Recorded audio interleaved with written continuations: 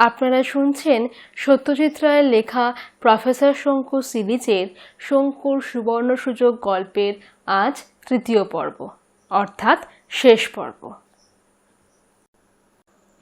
ল্যাবরেটরিটাকে ও একদিনের মধ্যেই ঝাড়পোছ করে রেখে দেবে, যাতে পরশু থেকে আমরা কাজ আরম্ভ করতে পারি। আরও খান দুয়েক ঘর পরিষ্কার করতে হবে, কারণ আমরা 3 জন রাত্রে কাসেলেই থাকবো। একবার সোনা তৈরির কাজ শুরু হয়ে গেলে কাসাল ছেড়ে আর কোথাও যাওয়া চলবে না। পাবলোকে দিয়ে খাবার আনিয়ে নেব। শোবার ব্যাপারে সমস্যা নেই, কারণ আমাদের 3 জনেরই ফ্লিপিং ব্যাগ আছে। খাট পালঙ্কের দরকার হবে না, মেঝেতে শুয়ে পড়লেই হলো। সাভেদ্রা কাসাল থেকে হোটেলে ফিরেছি দুপুর 1:30টায়। তার আধা ঘন্টার মধ্যেই বৃষ্টি শুরু হয়েছে এবং সঙ্গে সঙ্গে আমরা প্লাস্টিকের গামলা সমেত পাবলোকে কাসেলে পাঠিয়ে দিয়েছি জল ধরে রাখবার ব্যবস্থা করতে। এখন রাত 8:30। বৃষ্টিটা একটু ধরেছে। এই অঞ্চলটা শুকনো বলেই জানতাম। নেহাতি কপাল জোরে আমরা এসেই বৃষ্টি পেয়ে গেছি। ক্রোল আর সন্ডার্স এইমাত্র ফোন করে জানালো যে তারা ডিনারের জন্য তৈরি। একটা কথা লিখতে ভুলে গেছি। রিউফাস ব্ল্যাকমোর যে বলটা দিয়ে গিয়েছিল সেটা আসার আগে যাচাই করিয়ে জেনেছি যে তাতে যে রূপো ব্যবহার করা হয়েছে সেটা 100% বিশুদ্ধ, অর্থাৎ ব্ল্যাকমোরকে আর জাদুকর বলা চলবে না। অ্যালকেমিস্ট হিসাবেও যে সে কৃতকার্য হয়েছে সেটা আর অস্বীকার করা চলে না। ব্ল্যাকমোরকে টেক্কা দিতে হবে কৃত্রিম উপায়ে 100% খাঁটি সোনা তৈরি করে। এই ব্যাপারে আমরা 3 জনই দৃঢ় সংকল্প। 30শে জুন রাত 12:30। সবেমাত্র সাভেদ্রা কাসাল থেকে হোটেলে ফিরেছি। গত 2 ঘন্টা আমরা কাটিয়েছি আমাদের অ্যালকেমিক ল্যাবরেটরিতে। সোনা তৈরির কাজ শুরু করার আগে সাভেদ্রার ডায়েরির নির্দেশ অনুযায়ী একটা জরুরি কাজ আমাদের সেরে নিতে হলো। সেটার কথাই এখন লিখে রাখছি। আগেই বলে রাখি, 10ম শতাব্দীর জগৎবিখ্যাত আরব দেশীয় অ্যালকেমিস্টের প্রেতাত্মা আমাদের উদ্দেশ্যে তার আশীর্বাদ জানিয়ে গেছে। কাল ঠিক দুপুর 12টায় আমাদের হাঁপড় চলতে শুরু করবে। কাজের যাবতীয় উপাদান যথেষ্ট পরিমাণে ল্যাবরেটরিতে রাখা হয়ে গেছে। ঘরের দরজায় একটা মজবুত নতুন তালা লাগিয়ে দেওয়া হয়েছে। কাল থেকে আমরা কাসেলে গিয়ে থাকছি। পাবলোও থাকবে। আমরা কি কাজ করতে যাচ্ছি সেটা আমরা মোটামুটি ওকে বুঝিয়ে দিয়েছি।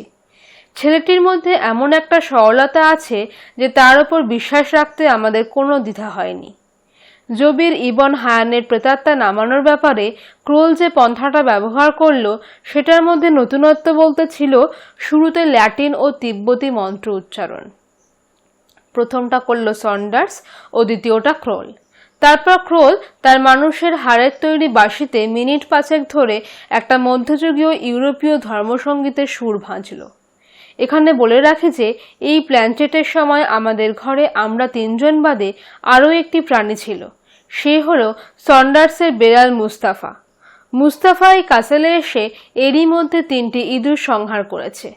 আরও ইঁদুরের আশা আছে বলেই বোধহয় তার মিজাজ এতটা খোশ। স্তোত্র ও বাঁশির পর আমরা প্রচলিত কায়দায় একটা টেবিলকে ঘিরে বসে জবির ইবন হায়ানের চিন্তায় মগ্ন হলাম।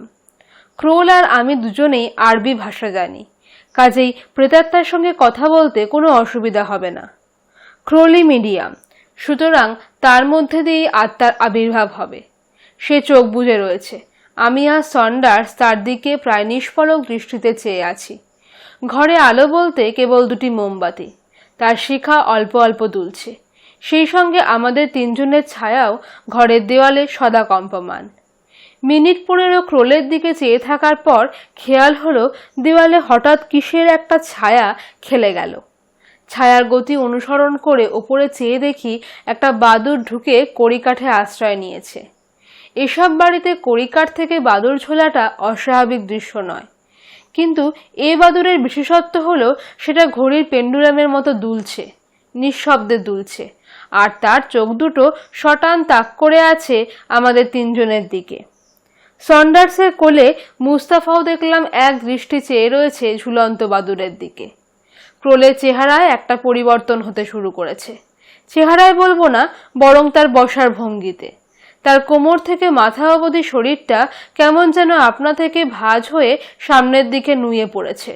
আর সেই সঙ্গে তলার অংশটা যেন চেয়ার ছেড়ে শূন্যে উঠছে। মিনিট দুয়েক পরে ক্রোলের দেহটা আপনা থেকেই যে ভঙ্গিটা নিল সেটাকে নামাজ পড়ার একটা অবস্থা বলা চলে। আমি আর সন্ডার্স দুজনই স্পষ্ট দেখলাম যে তার পা আর মাটিতে ঠেকে নেই, আর সে যে চেয়ারের উপর বসেছিল তার কোনো অংশের সঙ্গেই তার দেহের কোনো যোগ নেই। ঘরে কোথা থেকে জানি আতরের গন্ধ এসে ঢুকেছে। এটা বুঝতে পারার সঙ্গে সঙ্গে একটা মৃদু ঝুপ শব্দ হলো। দেখলাম টেবিলের উপর ক্রোলের নুয়ে পড়া মাথাটা সামনে এসে পড়েছে। একটা মুক্ত জপমালা, যাকে মুসলমানরা বলে তসবি। তারপর আরো বিস্ময়, মুহূর্তের মধ্যে দেখতে দেখতে মালার মুক্তগুলো আপনা থেকেই আলগা হয়ে টেবিলের ওপর ছড়িয়ে পড়ল। পর মুহূর্তেই আবার আপনা থেকেই সাজিয়ে গিয়ে এক লাইন আরবি লেখা হয়ে গেল। এই লেখার মানে হলো, তোমরা সফল হও। 10 সেকেন্ড লেখাটা টেবিলের ওপর থেকে আবার এলোমেলো হয়ে গিয়ে আবার একটা নতুন লেখায় পরিণত হলো। এই লেখার মানে সোনার মূল্য। ভাবছি এই কথাটা দিয়ে প্রেতাত্মা কি বোঝাতে চাইছে। এমন সময় তৃতীয়বার মুক্তগুলো ম্যাজিকের মতো আরেকটা বাক্যের সৃষ্টি করলো, জীবনের মূল্য। আর তারপরেই মুক্ত উধাও। ক্রোলের দেহ এবার সশব্দে শূন্য থেকে চেয়ারের উপর পড়ল। আমি সন্ডার্সকে লেখাগুলোর মানে বুঝিয়ে দিলাম। সে বলল, সফল হওয়া তো বুঝলাম, কিন্তু সোনার মূল্য, জীবনের মূল্য আবার কিরকম কথা? The price of gold is the price of life, এর মানে কি? ক্রোল এই প্রশ্নের সন্তোষজনক উত্তর দিতে পারল না। সে বলল, সে গভীর তন্দ্রার মধ্যে ছিল এবং সে অবস্থায় কি করেছে সে নিজেই জানে না। আমার মতে অবশ্যই দ্বিতীয় ও তৃতীয় বাক্যটায় বিশেষ আমল দেবার দরকার নেই। সফল হও, এটুকুই যথেষ্ট। আমরা প্রেতাত্মা নামানো সেরে যখন ঘর থেকে বেরোচ্ছি তখনও কড়িকাঠের দিকে চেয়ে দেখি শুধু বাদুড়টা ঝুলছে। ইনি কি আমাদের গবেষণাগারের চিরস্থায়ী বাসিন্দা হয়ে গেলেন নাকি? 1 জুলাই। আজ সকালে আমরা হোটেল ছেড়ে সাভেদ্রা কাসেলে চলে এসেছি। আসার আগে একটা ঘটনা ঘটে গেছে যেটা আমাদের তিনজনকেই বেশ ভাবিয়ে তুলেছে। এটার জন্য দায়ী প্রধানত হোটেলের কর্তৃপক্ষ, তাই ম্যানেজার মশাইকে আমাদের কথা শুনিয়ে আসতে হয়েছে। ব্যাপারটা খুলে বলি, যে কোনো সাধারণ হোটেলেও একটা ঘরের চাবি অন্য ঘরে লাগানো উচিত না, কিন্তু এখানে এসে প্রথম দিনেই দেখি যে সন্ডার্সের ঘরের চাবি দিয়ে ক্রোলের ঘরের দরজা দিব্যি খুলে যায়। তা সত্ত্বেও হোটেলের পরিবেশটা সুন্দর আর নিরিবিলি বলে আমরা সেখানেই থেকে যাই। আজ সকালে ক্রোল আমার ঘরে এসে প্রচণ্ড হম্বিতম্বি করে বলে মাঝরাতে নাকি তার ঘরে চোর ঢুকে তার সমস্ত জিনিস তছনছ করেছে। কিছু নিয়েছে কি? আমি ব্যস্তভাবে জিজ্ঞেস করলাম। না, তা নেয়নি, বলল ক্রোল, কিন্তু অনায়াসে নিতে পারত। বিশেষত সাভেদ্রার ডায়েরিটা যদি আমার সঙ্গে থাকতো তাহলে কি হতো ভেবে দেখো। এটা বলা হয়নি যে লন্ডনে থাকতেই ক্রোল ডায়েরি থেকে সোনা বানানোর পদ্ধতিটা সাংকেতিক ভাষায় কপি করে নিয়ে মূল ডায়েরিটা তার ব্যাংকের জিম্মায় রেখে এসেছে। এই কপি আবার আমাদের তিনজনের মধ্যে ভাগাভাগি করে রাখা হয়েছে। প্রত্যেকের ভাগে পড়েছে 3টে করে ফুলস্কেপ কাগজ। এরকম না করলে যে সত্যি বিপদ হতে পারত সেটা বেশ বুঝতে পারছি। সন্ডার্স তো সোজা ম্যানেজারের ঘরে গিয়ে তাকে এই মারে তো সেই মারে। ভদ্রলোক কাঁদো কাঁদো হয়ে বললেন যে গত 26 বছরে, অর্থাৎ যেদিন থেকে হোটেল খুলেছে সেদিন থেকে একটিবারও নাকি হোটেলে চোর ঢোকেনি। হোটেলের যে নাইট ওয়াচম্যান, সেই পেড্রো লোকটির বয়স 60-এর ওপরে। তাকে জেরা করাতে সে বলল যে একজন ট্যুরিস্ট নাকি রাত 1টার পরে হোটেলে আসে ঘরের খোঁজ করতে। পেড্রো তাকে বলে ঘর নেই। তখন লোকটি পেড্রোকে একটি সিগারেট অফার করে। ভালো ফরাসি সিগারেট দেখে পেড্রো ধূমপানের লোভ সামলাতে পারেনি। এই সিগারেটে টান দেবার সঙ্গে সঙ্গে নাকি তার চোখ ঘুমে জড়িয়ে আসে। সেই ঘুম ভেঙেছে একেবারে সকাল 6:30টায়। কিরকম দেখতে লোকটা? প্রশ্ন করল ক্রোল। দাড়ি গোফে ঢাকা মুখ, চোখে কালো চশমা, বলল পেড্রো। পেড্রোর বিশ্বাসে চোর সদর দরজায় ব্যবহার করেনি।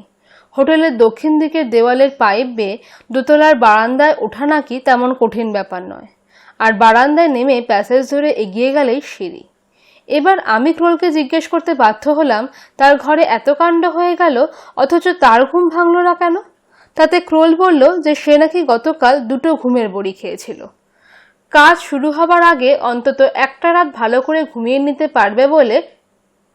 যাই হোক, ক্রোলের যখন টাকা কড়ি বা জিনিসপত্র কিছু মারা যায়নি এবং আমরা যখন হোটেলে ছেড়ে চলেই যাচ্ছি, তখন এই নিয়ে আর মাথা ঘামিয়ে লাভ নেই। ম্যানেজার বললেন তিনি যথারীতি পুলিশে খবর দেবেন। বিশেষ করে অন্য হোটেলে যদি সম্প্রতি কোনো নতুন ট্যুরিস্ট এসে থাকে, তাদের মধ্যে অনুসন্ধান করে দেখবেন। এখানে এসে আমরা তিনজনে দিনের আলোয় কাছালটা বেশ ভালো করে ঘুরে দেখেছি। শুধু একবার দেখলে বাড়িটার জটিল প্ল্যান মাথায় ঠিকভাবে ঢোকে না। সত্যি বলতে কি, পাবলোর সঙ্গে না থাকলে আমরা অনেক সময় রাস্তা গুলিয়ে ফেলতাম। দোতলার পূব দিকের একটা ঘরের দরজায় যে তালা দেওয়া, সেটা আগেই শুনেছিলাম, আজ সেটা নিজের চোখে দেখলাম। একটা বিশাল তালা দরজায় ঝুলছে। সেটা নেড়েচেড়ে বিশেষ সুবিধা করা গেল না। আমাদের কাছে যে সব চাবি আছে, সেগুলো দিয়ে এ তালা খোলার চেষ্টা হাস্যকর। ক্রোল বলল, আমরা তো এখানেই থাকছি, এর মধ্যে একদিন হাতুড়ি এনে গায়ের জোর প্রয়োগ করে দেখা যাবে তালা ভাঙে কিনা। সন্ডার্সকে কাল থেকেই একটু মনমরা বলে মনে হচ্ছে। সেই জিপসি মহিলার ভবিষ্যৎবাণী আর কালকের প্রেতাত্মার কথার মধ্যে সে একটা যোগসূত্র খুঁজে পেয়েছে। বলল, ম্যাডাম রেনাটা বলেছে আই সি ডেথ, আর কালকে প্ল্যানচেটে কথা বেরোলো the price of gold is the price of life. সোনার লোভে যদি দেখি প্রাণ নিয়ে টানাটানি, তাহলে আমি কিন্তু সরে পড়ব। আর শুধু আমার নিজের প্রাণ নয়, মুস্তাফার প্রাণের মূল্য আমার মতে সোনার চেয়ে কিছু কম নয়। ক্রোল দেখলাম 16 আনা আশাবাদী। বলল, ওই বেদেনির কথা নিয়ে মাথা ঘামানোর কোনো দরকার নেই। সোনার সঙ্গে মৃত্যুর কোনো সম্পর্ক থাকতে পারে না। জবির হায়ানের প্রেতাত্মা যা বলেছে, তাতে অ্যালকেমিক সোনা যে একটি অমূল্য ধাতু, সেটাই বোঝায়। কাটায় কাটায় দুপুর 12টার সময় আমরা চুল্লিতে অগ্নিসংযোগ করে আমাদের কাজ শুরু করে দিলাম। কাজের পন্থায় কোনো জটিলতা নেই, সবই জলের মতো সহজ, কেবল সময় ও ধৈর্যের প্রয়োজন। আজকের দিনটা শুধু গেছে নানা রকম গাছগাছরাকে ভস্মে পরিণত করতে, আর উপাদানগুলোকে প্রধানত পাড়া, গন্ধক আর নুন নিক্তি দিয়ে ওজন করে বিশেষ পরিমাণে বিশেষ বিশেষ পাত্রের মধ্যে রাখতে। বৃষ্টির জলটা ঘরের মাঝখানে ডিম্বাকৃতি চৌবাচ্চাটার মধ্যে রাখা হয়েছে। এখন রাত 10টা। আমরা তিনজনেই পালা করে ঘুমিয়ে নিয়েছি, কারণ গবেষণাগারে সবসময় অন্তত দুজনকে জেগে থাকতে হবে। পাবলো রাত জেগে পাহারা দেবে, তাই সেও দুপুরে ঘন্টা 4 ঘুমিয়ে নিয়েছে। 4 জুলাই। গত 3 দিন উল্লেখযোগ্য কিছু ঘটেনি, তাই আর ডায়েরি লিখিনি। আজকের কাজ ঠিকমতো এগিয়ে চলেছে। আজ দুপুরে একটা ঘটনা ঘটেছে, যেটা লিখে রাখা দরকার।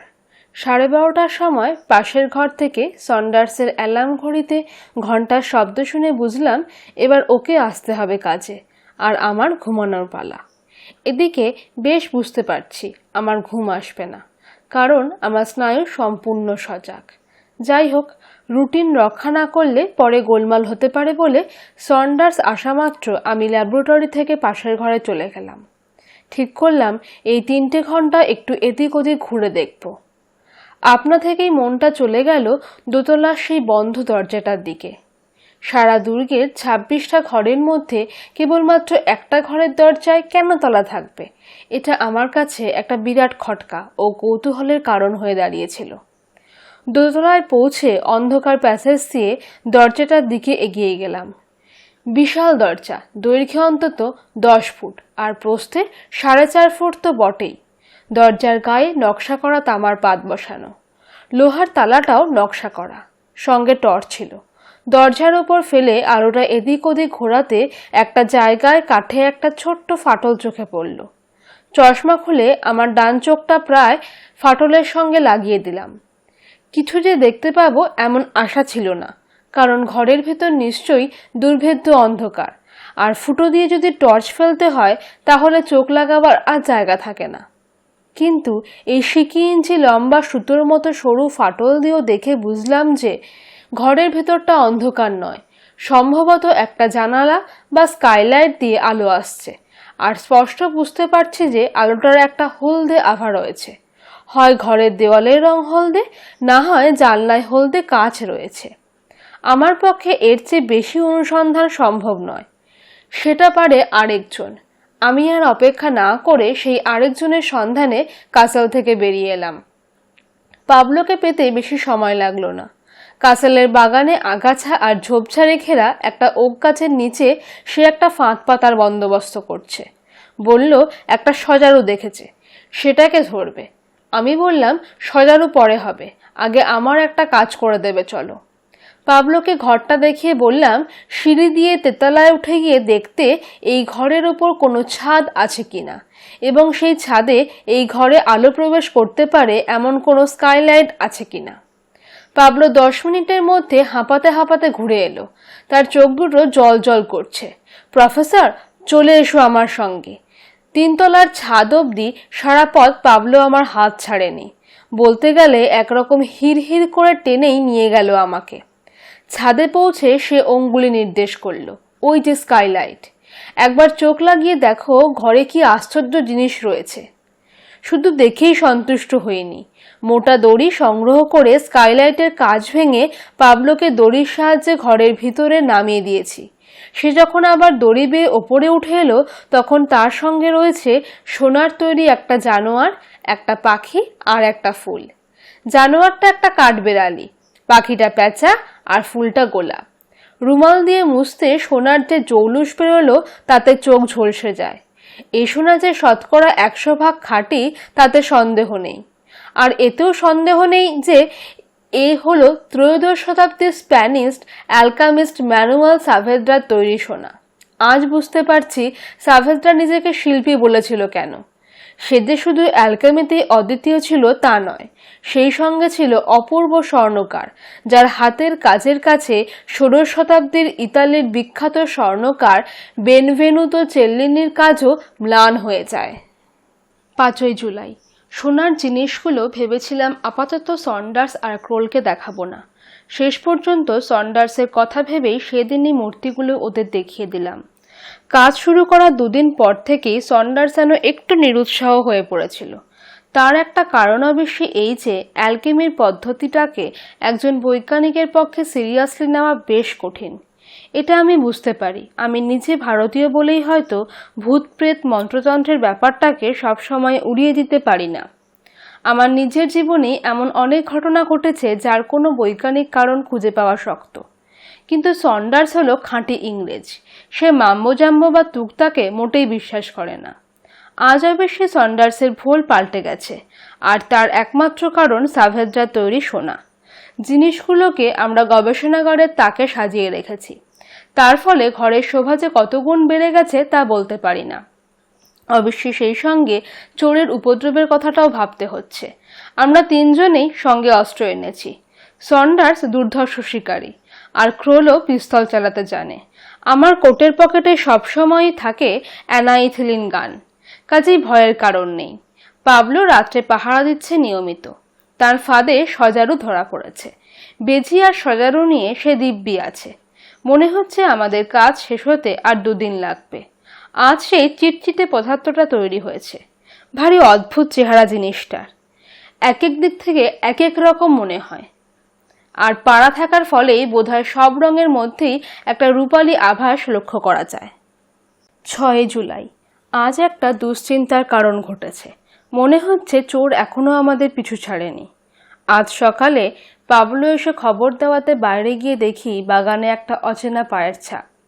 ছাপটা নানান জায়গায় পাওয়া যাচ্ছে, আর তার কিছু আবার আমাদের ল্যাবরেটরির জানলার বেশ কাছে পর্যন্ত চলে এসেছে। অথচ পাবলো কিছুই টের পায়নি। সেটা অবশ্যই তেমন আশ্চর্যের কিছু নয়, কারণ সদর ফটক ছাড়াও কাসেলের বাগানে ঢোকার অন্য পথ আছে। 700 বছরের পুরনো পাঁচিলের অনেক অংশই ভেঙে পড়েছে। সেই সব ভাঙা অংশের একটা দিয়ে বাইরে থেকে লোক এসে ঝোপঝাড়ের পিছনে আত্মগোপন করে নিঃশব্দে ঘোরাফেরা করতে পারে বইকি। পাবলোকে এবার থেকে আরও সজাগ থাকতে হবে। এখন সকাল 9টা। সবেমাত্র কফি খেয়ে ডায়েরি লিখতে শুরু করেছি। এবার ক্রোলের ঘুমানোর পালা। কিন্তু আজ আমাদের 3 জনের একজনের পক্ষেও ঘুমানো সম্ভব হবে কিনা জানি না। আজ বৃষ্টির জলে সেই চিটচিটে পদার্থটাকে মিশিয়ে তাকে পিউরিফাই বা বিশুদ্ধ করতে হবে টানা 7 ঘন্টা ধরে। তারপর দুর্গা বলে আমাদের সঙ্গে আনা তামা, পিতল, টিন, লোহা ইত্যাদি নানা রকম ধাতুর তৈরি ঘটি বাটির যে কোনো একটাকে ওই তরল পদার্থের মধ্যে চিমটে দিয়ে চুবিয়ে দেখতে হবে আমাদের অ্যালকেমি সফল হলো কিনা। না হলে তার পরের রাস্তাটা যে কি হতে পারে তা আমাদের কারোরই জানা নেই। সম্ভবত সুবোধ বালকের মতো ঘরের ছেলে ঘরে ফিরে যেতে হবে। কারণ জিজ্ঞেস করলে বলতে পারবো না, কিন্তু আমার মন বলছে আমাদের গবেষণা সফলতার দিকে চলেছে। আকাশে মেঘের লেশমাত্র নেই। সূর্যদেব হাসি মুখে যেন আমাদের বাহবা দেবার জন্য তৈরি হয়ে আছেন। 7ই জুলাই, চরম হতাশা। অ্যালকেমিক প্রক্রিয়ায় অসীম ধৈর্য ও অধ্যবসায়ের সাহায্যে তৈরি তরল পদার্থটির সাহায্যে সোনা তৈরির কোনো সম্ভাবনা নেই। আমাদের কাছে ধাতুর তৈরি যা কিছু ছিল তার প্রত্যেকটি চিমটে দিয়ে এই লিকুইডে ডুবিয়ে দেখেছি, কোনোটারই কোনো পরিবর্তন হয়নি। অথচ এটার যে একটা বিশেষ গুণ আছে সেটা বুঝতে পারছি। জিনিসটা ঠান্ডা হবার কথা, কিন্তু হাত কাছে নিলেই মনে হচ্ছে অজস্র সূচের মতো অদৃশ্য কিসব যেন হাতে এসে ফুটছে।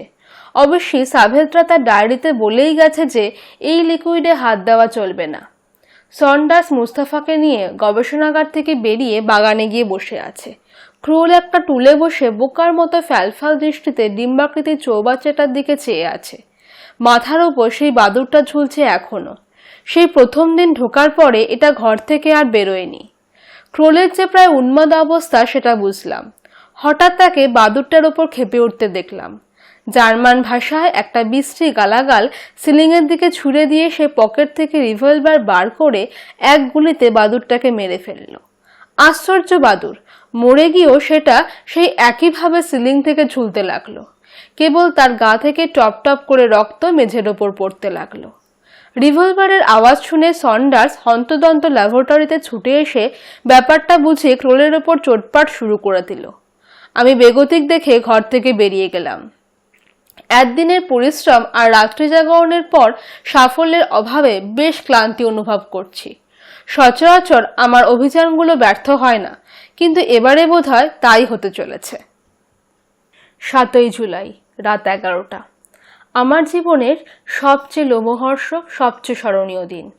ক্রোল সন্ডার্সের ঝগড়া শুরু দেখে ল্যাবরেটরি থেকে বেরিয়ে আসার 10 মিনিটের মধ্যেই শ্বাসরোধকারী ঘটনাগুলো ঘটে গেল। কিভাবে হলো সেটাই গুছিয়ে বলার চেষ্টা করছি। ল্যাবরেটরি থেকে বেরিয়ে নিজের ঘরে না গিয়ে বাগানে গেলাম। 2 মিনিট আগে রোদ থাকা অবস্থাতেই এক পশলা বৃষ্টি হয়ে গেছে। বাইরে এসে পূব দিকে চেয়ে দেখি স্পেনের উচ্চতম পাহাড়ের চূড়া মুলহাসেন দেখা যাচ্ছে, আর চূড়োর উপরে আকাশ জুড়ে এক আশ্চর্য সুন্দর চূড়া রামধনু। সেই রামধনু দেখতে দেখতে একটা অস্ফুট আর্তনাদের শব্দ কানে গেল। শব্দ লক্ষ্য করে দৌড়ে এগিয়ে গিয়ে দেখি পাবলো ঘাসের ওপর অজ্ঞান হয়ে পড়ে আছে। তার চোয়ালে কালশিটে, তার একটা দাঁত ভেঙে মুখ দিয়ে রক্ত পড়ছে। তার পরমুহূর্তে ল্যাবরেটরির ভিতর থেকে নানা রকম উদ্বেগজনক শব্দ। ঊর্ধ্বশ্বাসে দৌড়ে গিয়ে দরজার মুখেই থ হয়ে দাঁড়িয়ে গেলাম। রিউফাস ব্ল্যাকমোর মুখে এক পৈশাচিক হাসি ও হাতে একটা 38 কোল্ট রিভলভার নিয়ে সন্ডার্স ও ক্রোলের দিকে মুখ করে দাঁড়িয়ে আছে। আমাকে দেখেই বলল, চৌকাট পেওয়ালের মৃত্যু অনিবার্য।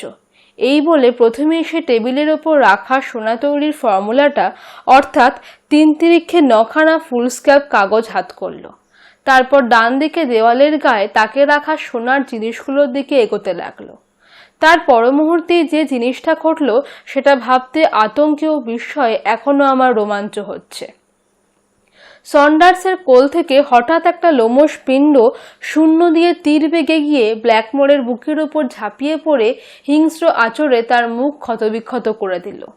ব্ল্যাকমোরের হাতে রিভলভার ছুটে গেল, কিন্তু গুলি আমাদের গায়ে না লেগে লাগলো একটা কাচের রিটর্টে। আর সেই সঙ্গে বেসামাল হয়ে ব্ল্যাকমোর হুমড়ি খেয়ে পড়ল ঘরের মাঝখানে চৌবাচ্চাটার ভিতর। মুস্তাফা তার প্রতিহিংসা চরিতার্থ করে আবার তার প্রভুর কাছে ফিরে গেছে। ব্ল্যাকমোরের শরীরটা তরল পদার্থের সংস্পর্শে এসেই বোয়াল মাছের ঘাই মারার মতো করে একবার লাফিয়ে উঠে তৎক্ষণাৎ অসাড় হয়ে সেই জলেই পড়ে রইল। আমরা 3 জনে বিস্ফারিত চোখে দেখলাম যে তার শরীরের যে অংশগুলো অনাবৃত, অর্থাৎ গলা পর্যন্ত মুখ আর কবজি পর্যন্ত হাত, সেগুলো দেখতে দেখতে চোখ ঝলসানো সোনায় রূপান্তরিত হচ্ছে। সন্ডার্স অস্ফুট স্বরে বলল, the price of gold is the price of life. অর্থাৎ সাভেদ্রার অ্যালকেমিতে সোনা করতে হলে ধাতুর বদলে জীবন্ত প্রাণীর প্রয়োজন, যেমন মানুষ, ফুল, জন্তু, পাখি ইত্যাদি। এই ব্ল্যাকমোর, ওই প্যাঁচা, ওই কাঠবিড়ালি, ওই গোলাপ সবই এককালে ছিল নশ্বর প্রাকৃতিক জীব, এখন আর তাদের বিনাশ নেই। যদি আপনাদের এই গল্পটি শুনতে ভালো লেগে থাকে এবং এইরকম আরও অনেক নতুন নতুন গল্প শুনতে ইচ্ছা হয়, তবে অবশ্যই এই পেজটিকে বা এই চ্যানেলটিকে সাবস্ক্রাইব করবেন এবং প্রচুর লাইক এবং প্রচুর শেয়ার করবেন।